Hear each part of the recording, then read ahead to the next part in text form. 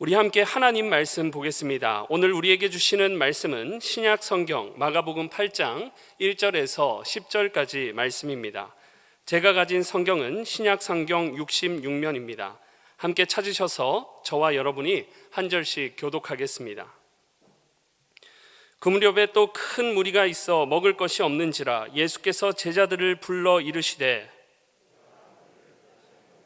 그들이 나와 함께 있은지 이미 사흘이 지났으나 먹을 것이 없도다. 만일 내가 그들을 굶겨 집으로 보내면 길에서 기진하리라. 그 중에는 멀리서 온 사람들도 있느니라. 제자들이 대답하되 이 광야 어디서 떡을 얻어 이 사람들로 배부르게 할 수 있으리이까? 예수께서 물으시되 너희에게 떡 몇 개가 있느냐 이르되 7이로소이다 하거늘 예수께서 무리를 명하여 땅에 앉게 하시고 떡 7개를 가지사 축사하시고 떼어 제자들에게 주어 나누어 주게 하시니 제자들이 무리에게 나누어 주더라.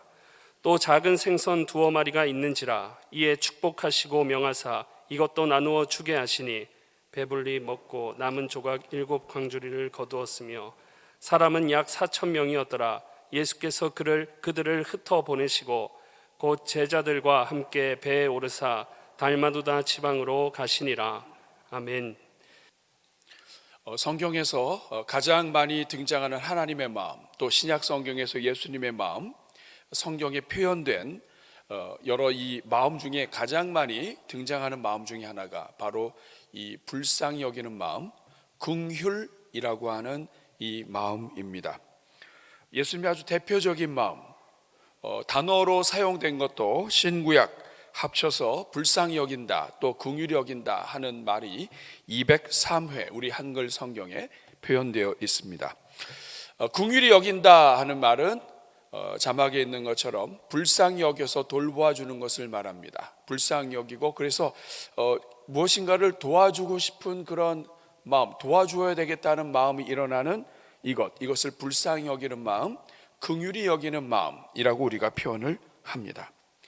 그렇다면 여러분, 오늘 첫 번째로 왜 하나님은 우리를 불쌍히 여기실까요? 왜 불쌍히 여기는 마음이 하나님 아버지의 마음이자 동시에 예수 그리스도의 마음일까요? 왜 하나님은 우리를 불쌍히 여기실까? 이 하나님 우리를 불쌍히 여기시는 것은 이 긍휼히 여기다고 하는 이 말 안에 힌트가 있습니다. 긍휼이라고 하는 이 말, 구약 성경에는 라함이라고 하는 말인데 이 말 안에는, 이 말의 의미는 이 자궁이라고 하는 말이 있습니다. 다시 말하면 같은 태에서 나왔기 때문에 가지고 있는 마음, 자연스럽게 본능적으로 태에서 나와서 끊을래야 끊을 수 없는 그 연결이 있는 그 마음입니다. 그래서 여러분, 이 긍휼이라고 하는 마음은 부모와 연결되어 표현되는 경우가 많고 하나님도 그렇게 표현을 하셨습니다. 이사야 49장 15절 말씀을 보면 여인이 어찌 그 젖먹는 자식을 잊겠으며 자기 태에서 난 아들을 긍휼히 여기지 않겠느냐. 자기 태에서 난 아들을 당연히 긍휼히 여긴다. 낳았기 때문이다. 불쌍히 여긴다 하는 말입니다.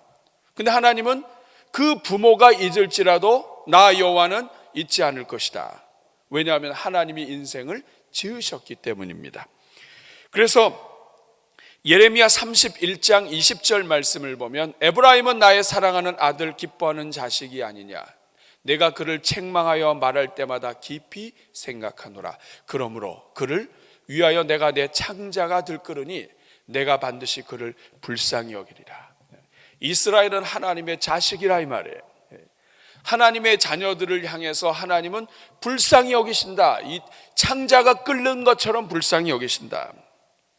그래서 여러분, 하나님이 하나님의 자녀들을 불쌍히 여기시기 때문에 성도가 형제 자매를 불쌍히 여기는 것은 당연한 일이고 이것을 하지 않을 때는 하나님의 저주가 임한다고 말합니다. 아모스 1장 11절 말씀을 보면 여호와께서 이와 같이 말씀하시되 에돔의 서너 가지 죄로 말미암아 내가 그 벌을 돌이키지 아니하리니 이는 그가 칼로 그의 형제를 쫓아가며 긍휼을 버리며 항상 맹렬히 화를 내며 분을 끝없이 품었습니다. 에돔은 에서의 후손입니다. 이스라엘의 형제예요. 근데 형제를 향한 그 궁유를 잃어버렸을 때, 이스라엘 백성들이 광야 생활을 하면서 이 에돔을 지나야 할 때 거절을 했습니다. 그 힘든 광야길을 이 나라 전체를 돌아서 가게 만들었습니다. 하나님이 이것을 악하다고 하시는 거예요. 사랑하는 여러분, 우리 하나님이 우리를 지으신 창조주요, 우리의 아버지가 되시기 때문에 우리를 향해서 가지고 계시는 마음, 이것이 긍휼입니다. 그리고 하나님이 우리를 사랑하시고 하나님의 자녀들을 사랑하기 때문에 주 안에서 자녀된 형제 자매가 서로 사랑하는 마음, 서로 반드시 가져야 할 마음, 이것이 긍휼입니다. 성도가 서로를 긍휼히 여기는 것, 이건 당연한 일입니다. 왜냐하면 오늘 이 땅에 있는 성도들은 하나님께서 십자가, 자기 아들을 십자가 달려 죽이시고 십자가의 해산의 수고를 통해서 오늘 우리를 낳으셨기 때문입니다. 그래서 사도 바울은 내가 해산의 수고로 너희를 낳았다고 이야기합니다. 한 사람을 그리스도 안에서 일꾼으로 세우는 것, 이것은 모든 정성과 수고를 함께 쏟아야 하는 해산의 수고입니다. 한 사람을 바로 세우는 것. 그래서 이 자리에 있는 모든 분들은 하나님과 우리 주 예수 그리스도와 사도들과 사역자들과 교회 성도들의 사랑을 통해서 태어난, 그리고 빚어진 하나님의 자녀들이기 때문에 하나님이 우리를 긍휼히 여기시는 것처럼 우리 또한 서로를 긍휼히 여겨야 하는 것입니다. 그래서 긍휼은 하나님의 대표적인 성품입니다. 출애굽기 33장 19절에 하나님 말씀하십니다. 나는 은혜 베풀 자에게 은혜를 베풀고 긍휼히 여길 자에게 긍휼을 베푸느니라. 하나님은 오늘도 긍휼을 베푸신단 말이죠. 이 하나님의 마음을 가지고 이 땅에 오신 분이 예수님이십니다. 예수님은 당연히 긍휼의 마음을 품으실 수밖에 없습니다. 하나님의 마음을 가장 잘 아시고 하나님 자신이기 때문입니다. 오늘 우리가 읽은 본문을 보면 이 본문에도 우리 예수님의 이 긍휼의 마음이 표현됩니다. 1절을 보니까 광야입니다. 그 무렵에 또 큰 무리가 있어 먹을 것이 없는지라 예수께서 제자들을 불러 이르시되, 2절 같이 읽습니다. 내가 무리를 불쌍히 여기노라. 그들이 나와 함께 있은지 이미 사흘이 지났으나 먹을 것이 없도다. 예수님이 직접 말씀하십니다. 내가 이 사람들을 불쌍히 여긴다. 근데 제자들은 이 사람들 엄두가 나지 않습니다. 불쌍히 여기는 마음도 없거니와 가서 사 먹게 하면 안 되느냐 하는 것이죠. 그런데 3절에 예수님께서 말씀하십니다. 만일 내가 그들을 굶겨 집으로 보내면 길에서 기진하리라. 그 중에는 멀리서 온 사람들도 있느니라. 제자들은 어디 가서 좀 사 먹게 하면 안 됩니까? 이거 어떻게 감당합니까? 예수님 말씀하십니다. 굶겨 보내면 길에서 기진한다. 이들 중에는 멀리서 온 사람들도 있다. 사랑하는 여러분, 그냥 보내도 되는데 마음이 편치 않으세요. 먼 길에서 온 것도 아시고 가다가 기진할 것도 아십니다. 사랑하는 여러분, 우리 하나님은 오늘도 마찬가지예요. 우리를 불쌍히 여기십니다.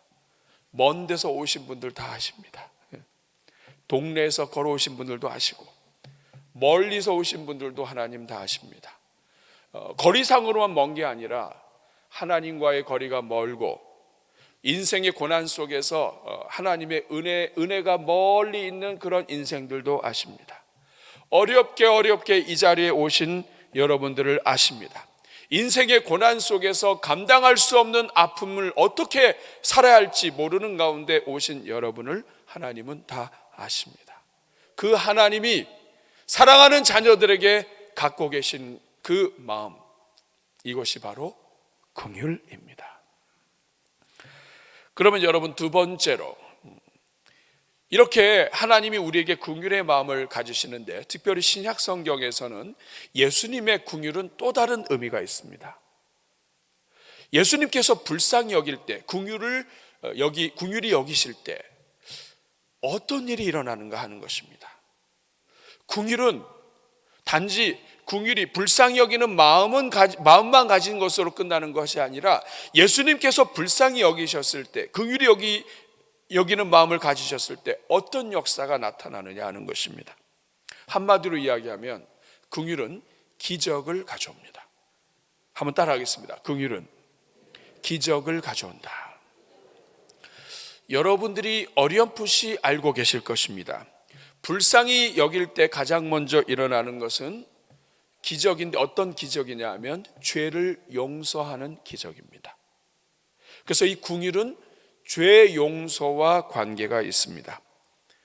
불쌍히 여기면 지난 잘못을 용서하고 죄를 덮습니다. 여러분 그런 경험 안 해보셨나요? 예. 누군가 빚진 사람이 있습니다. 그래서 빚을 받으러 갔어요. 예. 뭐 월세가 밀려서 가도 마찬가지입니다. 그래가지고 가면서는 이 결심을 합니다. 오늘 완전히 이 집을 그냥 어떻게 해서든지 해가지고 아니 어떻게 이 세를 내지도 않고 살 수가 있어? 아니 어떻게 이럴 수가 있어? 어떻게 빚을 갚질 않아? 그래서 그 집에 갑니다. 근데 그 집에 갔더니 애들은 굶고 있고, 그리고 집에 들어가서 보니까 쌀은 하나도 없고, 막내는 울고 있고.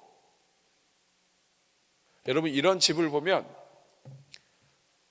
어떻게 해서든지 멱살을 잡아서라도 이 빚을 받으러 갔다가 마음이 녹아버립니다. 불쌍히 여기는 마음이 한순간 딱 들어오면 그 다음부터는 이 죄에 대해서 벌을 하겠다는 마음은 어디로 가고, 자기가 들고 온 거 주고, 그리고 어떤 사람은 그냥 면제까지 해줍니다. 예수님께서 이 땅에 오셔서도 마찬가지예요.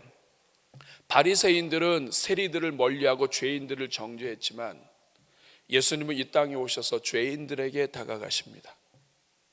불쌍히 여기는 마음으로 오셨기 때문에 영혼들에게 다가가시는 거예요. 그런데 여러분 오늘 우리가 특별히 이 불쌍히 여기는 마음에 대해서 살펴보려고 하는 것은, 이 불쌍히 여기는 마음이 들어가면, 긍휼히 여기는 마음이 들어가면 죄 용서의 기적만 일어나는 것이 아닙니다. 어떤 기적이 일어나냐면 하나님의 능력을 끌어당기는 기적이 일어납니다. 불쌍히 여기는 것은 하나님의 능력을 끌어당기는 것과 연결이 됩니다. 그래서 불쌍히 여긴다, 긍휼히 여긴다, 하나님의 능력을 끌어당기는 버튼과 같아요. 줄과 같아요. 특별히 오늘 우리가 읽은 본문도 한번 보시면 어떤 일이 일어나는지 보십시오. 예수님이 지금 불쌍히 여기셨습니다. 그 다음에 5절 말씀, 예수께서 물으시되 너희에게 떡 몇 개나 있느냐? 이르되 7 이로소이다. 여러분 오늘 본문은 7병이어라고 합니다. 떡 7개와 물고기 2마리. 5병이에 보면 너희가 가진 것이 뭐가 있냐 그랬더니 한 아이의 도시락을 가지고 왔습니다. 물고기 2마리와 보리떡 5개. 여러분 똑같습니다. 불쌍히 여기게 되면, 불쌍히 여기는 마음이 일어나면 가장 먼저는 우리 손에 가지고 있는 것들이 쓰여집니다. 지금 떡이 나오고 물고기가 나옵니다. 여러분 오늘 우리도 마찬가지예요. 우리가 누군가를 불쌍히 여기게 되면 가장 먼저 자기가 갖고 있는 거 가지고 씁니다. 너무 불쌍해요. 돈도 줘요, 물질도 줘요, 음식도 줘요. 선한 사마리아 사람이 강도 만난 사람 불쌍히 여기니까 그 사람에게, 그 사람을 데리고 와서 또 숙박비도 내고, 그리고 치료비도 내고, 그리고 갑니다. 자기가 가지고 있는 걸 먼저 쓰게 됐어요. 그런데 여러분 불쌍히 여기게 되면 그것만이 아닙니다. 내 것이 부족하면 주변에 있는 사람들까지 갖다가 써요. 길을 가는데 이 홈리스가 있습니다. 여기다 이렇게 팻말 하나 들고 있어요. 집이 없는 사람이, 거지가 먹을 것이 없습니다. 오늘 아침도 굶었습니다.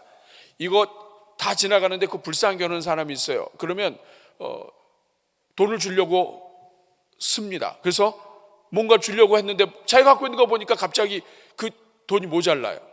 그 옆에 있는 사람 지갑도 끌어다 쓰게 됩니다. 그러니까 누군가를 불쌍히 여기게 되면 내 것을 쓸 뿐만 아니라 옆에 있는 사람들 것까지 땡겼습니다. 누군가 이 교회 안에 어려운 사람이 있거나 불쌍히 여는 사람이 있으면 누군가 하나님은 그 긍휼히 여기는 마음을 주셔가지고 그 사람으로 섬기게 하다가 그 사람이 마음을 나누고 또 이렇게 성도들 안에서 이 마음이 전달이 되고 같이 불쌍히 여기는 마음, 긍휼의 마음이 생기면 같이 돕습니다. 목적어금도 같이 하고. 여기서 끝나지 않아요. 불쌍히 여기는 마음은 하나님도 움직입니다. 성도가 누군가를 불쌍히 여기고 누구를 향한 마음, 그 애타는 마음을 갖고 기도하게 되면 하나님께 기도하고 부르짖어요. 그럼 여러분, 하나님은 본래 우리가 자식이기 때문에 우리를 불쌍히 여기는데, 누군가가 하나님의 아버지의 마음을 가지고 불쌍히 여기면 여러분, 하나님이 가만히 있을 수 있습니까? 조지 뮬러가 고아들을 위해서 자기의 이 모든 인생을 바쳤는데,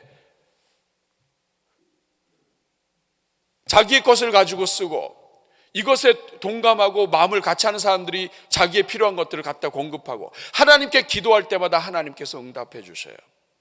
그러니까 여러분 잘 보셔요. 긍휼히 여기는 마음은 내 것뿐만 아니라 내 주변에 있는 것뿐만 아니라 하나님의 자원, 하나님의 능력, 하나님의 역사를 다 끌어다 당기는 하나님의 능력의 줄이에요. 이것이 긍휼입니다.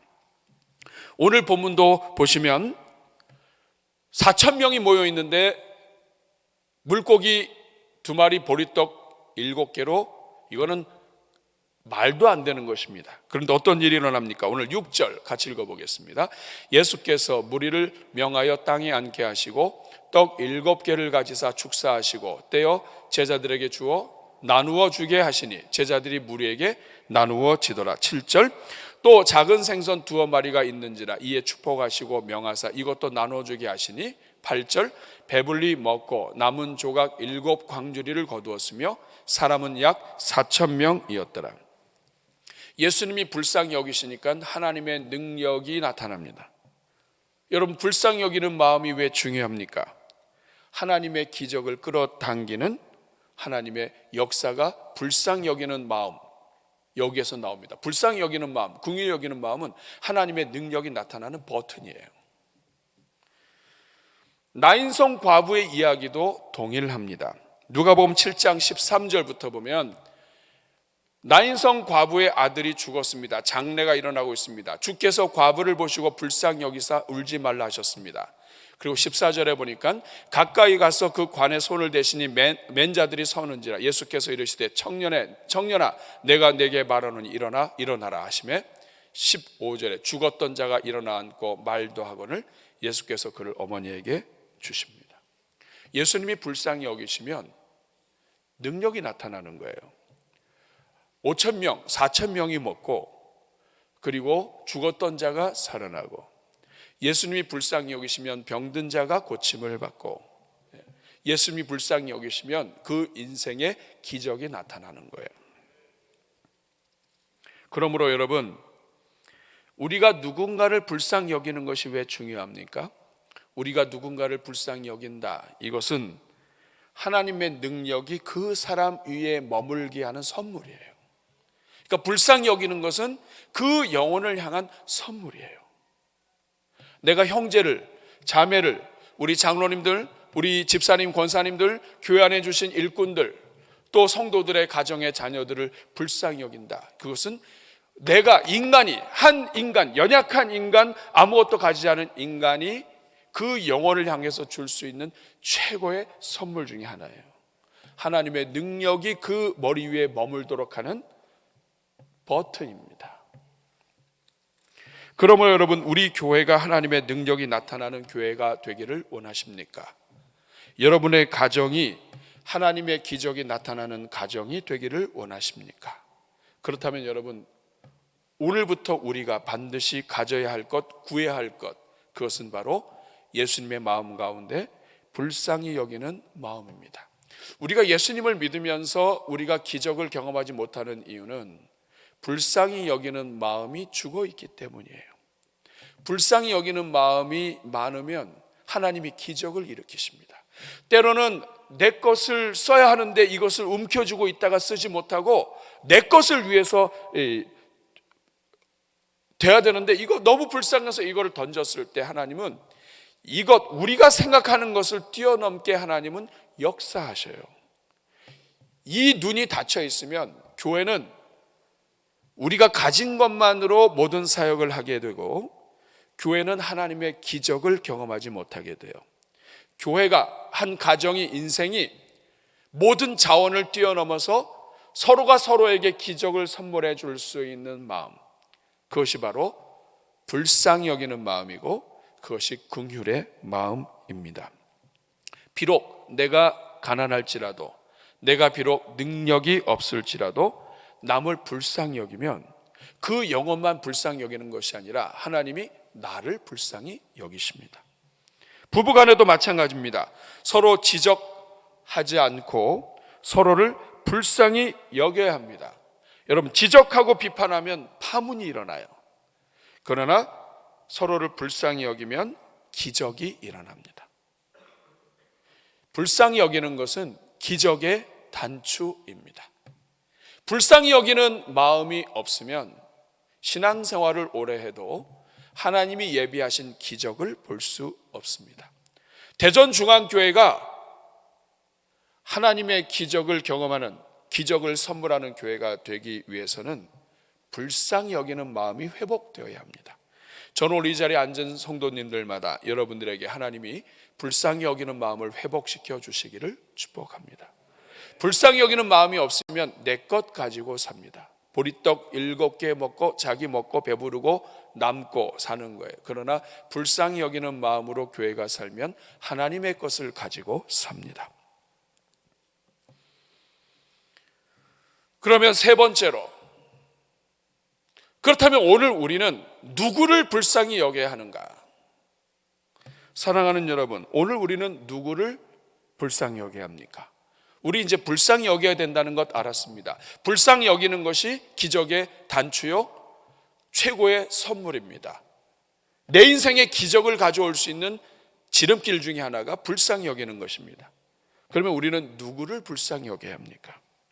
성경에 가장 많이 등장하는 불쌍히 여김의 대상은 구약 성경에서부터 늘 등장하는 단어들이 있습니다. 고아와 과부와 나그네, 어려운 사람들, 곤란한 지경에 있는 사람들을 불쌍히 여기는 것, 이것은 성경에 계속해서 반복되는 이야기입니다. 누군가가 도와주고 이끌어야 할, 사랑을 베풀어야 할 남편과 그리고 자식과 그리고 부모가 없는 사람들, 이런 사람들을 불쌍히 여기고 도와주어라. 뿐만 아니라 가족과 친척을 돌보지 않으면 불신자보다 악하다. 이 말은 뭐냐면 우리 가족과 친척 가운데 불쌍히 여겨야 될 사람들이 많은데 이 사람들을 먼저 불쌍히 여겨야 된다. 우리의 가족들도 또 우리 주변에 있는 나에게 맡겨주신 삶의 주변에, 우리 교회에 맡겨주신 주변의 영혼들을 불쌍히 여기는 것, 이것이 우리에게 주신 사명이죠. 우리가 이번에 튀르키예 또 시리아 지역의 이 영혼들을 위해 사는 것, 이건 전 성도님들께 정말 감사합니다. 왜냐하면 우리 성도님들이 말을 하지도 않고 광고하지도 않았는데 우리 성도님들이 먼저 헌신하기 시작하셨어요. 때로는 저와 우리 장로님들은 성도님들에게 부담을 주지 않기 위해서 잠잠할 때가 있습니다. 지금 성도들 어려운데. 근데 사실은 우리의 그런 생각이 얼마나 잘못되어 있는가 하는 것도 하나님 앞에 회개하게 됩니다. 왜냐하면 우리가 가지고 있어봐야 그 돈으로 큰일 하지 않지만 우리가 남을 불쌍히 여기면 하나님이 그것으로 더 큰 역사를 일으키실 텐데 우리가 생각을 잘못할 때가 있는 것이죠. 그러나 여러분, 성도님들을 사랑하기 때문에 우리 교회가 너무나 많은 일들로 성도님들이 헌신되지 않도록 우리가 때로는 조심하기도 합니다. 이번에 우리 성도님들께 감사를 드립니다. 그런데 중요한 것은 여기에 멈춰서는 안 돼요. 가난한 사람, 어려운 사람, 불쌍한 사람만 불쌍히 여기고 긍휼히 여겨야 될 사람만 긍휼히 여기면 여러분 복을 받지 못합니다. 하나님은 불쌍한 사람만 불쌍히 여기라고 하지 않으셨습니다. 모두가 서로를 불쌍히 여기라고 하셨습니다. 여러분이 불쌍히 여기는 것, 우리는 다 알아요. 그런데 불쌍히 여기는 대상에 문제가 있습니다. 왜냐하면 우리 감정이 약해서 불쌍한 사람 기준이 애매해요. 여러분, 똑같은 거지가 둘이 왔는데 한 사람 불쌍하고 한 사람 불쌍하지가 않아요. 거지가 너무 잘생겨도 안 돼요. 거지는 거지다워야 돼요. 그리고 예의가 있어야 돼. 또 우리는 어떤 사람 똑같은 빚을 졌는데 어떤 사람은 참 죄송하다 그리고 이러는데 어떤 사람은 어쩌라고 막 이렇게 하면 불쌍한 게 아니라 이거는 그냥 어떻게 그냥 끝을 내고 싶어요. 그러니까 여러분, 우리는 사람의 태도에 따라서, 환경에 따라서, 나의 형편에 따라서, 내 감정에 따라서 이 불쌍한 사람이 왔다 갔다 해요. 그래서 우리가 기도해야 됩니다. 하나님, 누구든지 불쌍히 여길 수 있도록 도와주십시오. 또 하나는 뭐냐면, 우리 자녀들이, 우리 성도들이 불쌍히 여김을 받도록 은혜 내려 주십시오. 어떤 자녀는 실력이 있는데 회사에서 불쌍히 여기지 않고, 어떤 사람은 실력이 있는데 불쌍히 여기고, 누구는 똑같은 수준에서 불쌍히 여김을 받고 누구는 불쌍히 여김을 받지 않고, 그 사람의 인격과 태도와 이 모든 것에 이 불쌍히 여김이 왔다 갔다 한단 말이에요. 그러나 중요한 것은 여기에 흔들리면 안 됩니다. 우리는 누구를 불쌍히 여겨야 되는가? 모든 사람입니다. 모든 성도입니다. 부자도 불쌍할 때가 있고요. 그리고 진짜 모든 것이 다 갖춰져 있는 사람이라 할지라도 사실은 불쌍한 것입니다. 그것이 바로 하나님께서 예수 그리스도를 통해 이 땅에 있는 모든 인생들을 불쌍히 여기시고 구원하신 것과 같은 것이에요. 하나님이 부자를 위해서도 가난한 자를 위해서도 불쌍히 여기셔서 십자가 달려 죽으시고 죄를 사하여 주셨다면, 오늘 우리는 모든 영혼들에게 불쌍히 여겨야 하고, 그럴 때 교회가 한 사람도 빠지지 않고 서로를 불쌍히 여길 때 교회 안에는 서로 안에 하나님의 기적을 선물하게 되고, 그리고 하나님의 능력이 나타나게 되는 것입니다. 마태복음 5장 7절, 우리가 왜 불쌍히 여겨야 되느냐 하면, 불쌍히 여기고 긍휼히 여기는 것 자체가 우리에게 복이 되기 때문입니다. 여기에 보면 긍휼히 여기는 자는 복이 있다고 하십니다. 그들이 왜 복이 있느냐? 그들이 긍휼히 여김을 받는다. 내가 가진 것, 내 마음을 가지고 남을 살짝 불쌍히 여겼는데 긍휼을 받습니다. 이 긍휼은 하나님의 긍휼이에요. 여러분, 하나님의 내가 베푸는 긍휼의 규모가 큽니까? 하나님이 베푸시는 긍휼의 규모가 큽니까? 비교가 안 되는 거죠. 누구를 긍휼히 여기라는 제한이 없습니다. 그냥 긍휼히 여기는 자가 복이 있다. 이 말은 뭐냐 하면, 긍휼은 열려 있는 거예요. 사랑하는 여러분, 여러분들이 볼 때 불쌍하게 느껴지는 사람만 여러분이 긍휼을 베풀면 여러분은 기본밖에 못합니다. 근데 오늘 본문의 말씀은 긍휼히 여기는 것은 누구에게나 열려 있다고 얘기합니다. 다 불쌍히 여겨야 되는 거예요. 마태복음 18장 33절에 보면, 내가 너를 불쌍히 여김과 같이 너도 내 동료를 불쌍히 여김이 마땅하지 아니하냐. 이거는 마땅한 거예요. 야고보서 2장 13절 같이 읽겠습니다. 긍휼을 행하지 아니하는 자에게는 긍휼 없는 심판이 있으리라. 긍휼은 심판을 이기고 자랑하느니라. 왜 우리가 남을 불쌍히 여기는 것이 중요한가? 때로는 우리에게 큰 어려움을 준 사람들 불쌍히 여기는 것이 중요한가? 그 사람을 불쌍히 여기는 걸 통해서 하나님의 긍휼이 많으신 심판 가운데 우리가 긍휼이 없는 심판을 피하고 하나님의 불쌍히 여김을 받기 때문입니다. 그러므로 여러분, 이제부터는 모든 순간 불쌍히 여기고 긍휼을 베풀 것을 선택하셔야 돼요. 아무리 논리적으로 맞고 틀리고를 떠나서 불쌍히 여기는 것을 선택하셔야 돼요. 미국이 가장 큰 주일학교로 유명했던 해먼드 제일 침례교회 담임 목사님 잭 하일스 목사님의 일화입니다. 하루는 한 식당에서 아침 식사를 하는데 한 종업원이, 여자 종업원인데 너무 불친절한 거예요. 퉁명스럽고 어떻게 저런 사람이 종업원을 하나. 그래서 너무 화가 났어요. 아침에 여러분 친절하게 하는 사람을 만나면 기분이 좋지만 아침부터 이상한 사람 만나면 하루 다 망친 것 같은 느낌이 들잖아요. 그래서 속으로 내가 저 주인한테 가서 이 사람 뭐라고 얘기해야 되겠다라고 하는 마음이 올라왔는데 갑자기 한쪽 마음에 분명히 무슨 일이 있을 거야. 이유가 있을 거야. 하나님이 그런 마음을 주셨어요. 그래서 기도를 했습니다. 하나님, 불쌍히 여겨달라고. 그리고 나서 식사를 하고 나올 때 팁을 줬습니다. 미국엔 팁 문화가 있죠. 근데 팁을 20불을 줬습니다. 여러분, 아침 식사해봐야 10불, 15불 이런 것밖에 안 되는데 막 20불을 팁을 놨어요. 그러니까 그 종업원이 따라온 거예요. 자기 테이블에 손님이 20불을 놓고 갔으니까 여기 20불이던데 이거 놓고 가셨네요. 이거 당신 건데 놓고 가셨습니다. 그때 이 하일스 목사님이 That's for you. 이거 당신 겁니다. 이거 팁으로 제가 당신을 위해서 준 거예요. 그랬더니 이 자매님이 눈물을 글썽이면서 울기 시작을 했습니다.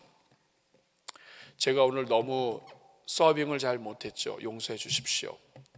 오늘 아침에 저희 남편이 이혼하자고 하고 갔습니다. 모든 것이 다 엉망이고 하늘이 무너져 있는 상태인데 제가 오늘 너무 죄송했습니다. 그래서 그때 이 말을 듣고 우리 목사님이 복음 전하고 기도해 주셨답니다.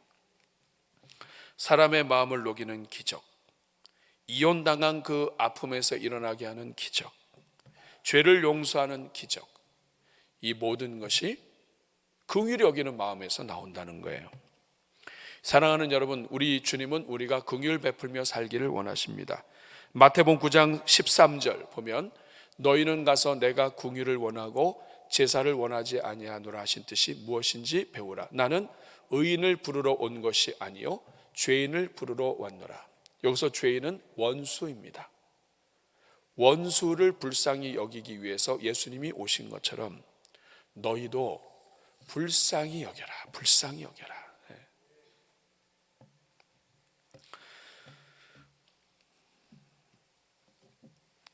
LA에서 한 2시간 내려가면 샌디에고라고 있습니다. 이 샌디에고에 한 교회 앞에 이 동상이 있는데 예수님의 동상이에요. 근데 예수님의 이 동상인데 이 동상에는 손이 없습니다. 근데 그 밑에 이렇게 써 있습니다. I have no hands but yours. 나는 손이 없어. 그러나 너희의 손이 나의 손이야. 너희 성도들의 손이 예수 그리스도의 손이야. 너희들을 통해서 예수 그리스도의 손이 나타나기를 원한다고 하는 그러한 말씀입니다. 사랑하는 여러분, 불쌍히 여겨야 기적이 일어납니다. 내 인생에 아무런 기적이 없다? 불쌍히 여기는 마음을 달라고 기도하십시오. 영어로 불쌍히 여긴다, compassion이라고 하는 말은 함께 고통을 나눈다는 뜻이에요. 다른 사람의 아파하는 사람의 고통을 먼저 나누는 것부터 시작을 해서 하나님 저의 마음이 완고해지지 않게 해 주십시오. 예수님의 마음을 품어서 주변에 있는 모든 사람들에게 기적을 베푸는 인생 되게 하여 주시옵소서. 우리 한번 가슴에 손 얹고 제가 여러분을 위하여 축복하겠습니다. 하나님 아버지, 우리에게 불쌍히 여기는 마음 부어주셔서 사람 차별하지 않게 하시고 모두를 불쌍히 여겨 우리 평생 사는 동안 기적을 만들어내며 기적을 열어가는 인생으로 살게 하여 주옵소서. 예수님의 이름으로 축복하며 기도하옵나이다.